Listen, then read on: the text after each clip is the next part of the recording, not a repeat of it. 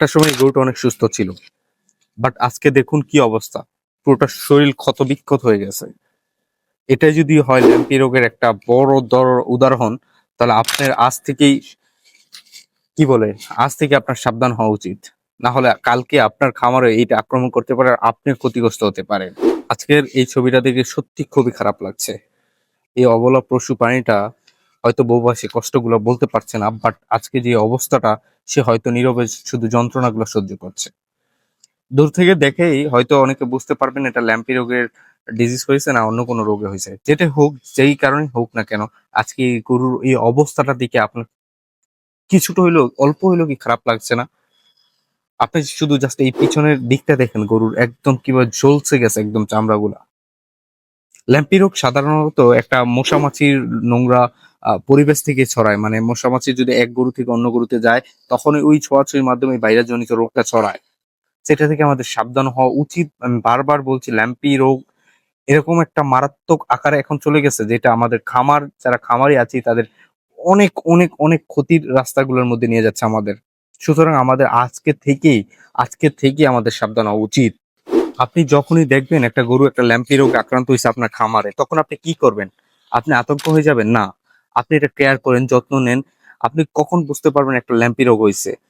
যখন দেখবেন শরীরে গুটি গুটি দেখা যাচ্ছে। আবার অনেক গুটি আছে যেগুলা কি বলে নর্মাল অ্যালার্জি কারণে হয়, ওইগুলো না। আপনি সাধারণত বুঝতেই পারবেন যখন আপনি ল্যাম্পি রোগটা হয়েছে, তখন আপনি টাচ করলে বুঝতে পারবেন। আর যদি আপনি নাও বুঝতে পারেন, তাহলে আপনার আশেপাশে একটা অভিজ্ঞ ডক্টর খুব জরুরিভাবে খুব জলদি দেখান। কারণ ল্যাম্পি রোগটা যখন আপনি অবহেলা করবেন, এটা দেখা যায় পরবর্তীতে এটা ফেটে একদম চামড়া বলে, আজকে যে গরুটা দিছি না ছবিটা, সেম এরকম হয়ে যাবে। ওই গরুটা একদম বোবা পানি বা অনেক যন্ত্রণা সহ্য করতে হবে তখন তাকে। আমি বারবার বলি যে ল্যাম্পি রোগটা একটা ভাইরাস জনিত রোগ। এটা কিন্তু আপনার এক গরু থেকে অন্য গরুতে ছড়াই যাবে। সো আপনার অনেক সাবধানতা অবলম্বন করতে হবে।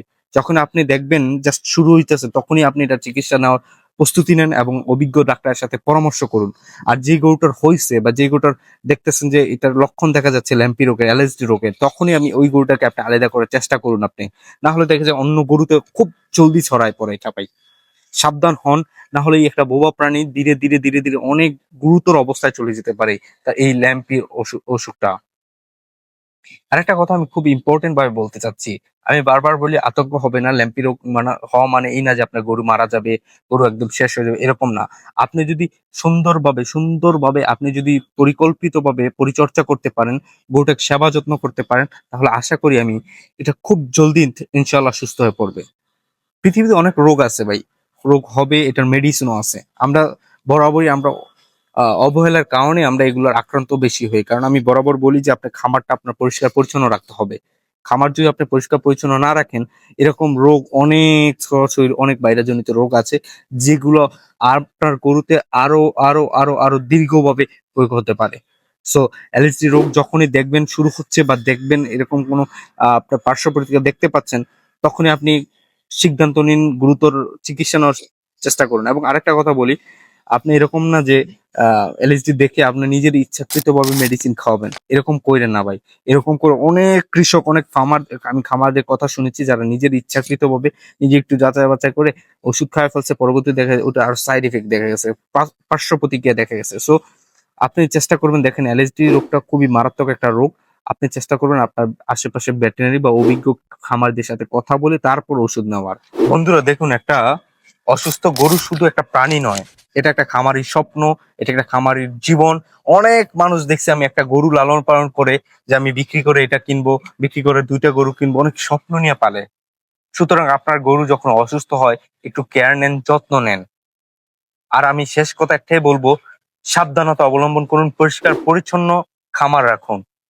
আর এই ভিডিওটা থেকে যদি আপনি একটু একটু উপকৃত হন, তাহলে প্লিজ দয়া করে আপনি এই ভিডিওটা শেয়ার করুন। এতে করে অন্যান্য খামারের অনেক সাবধান হতে পারবে। অ্যালার্জি রোগটা অনেক মারাত্মকভাবে এখন বাংলাদেশে প্রখরভাবে ছড়িয়ে পড়েছে, ভাইরাস জনিত রোগ।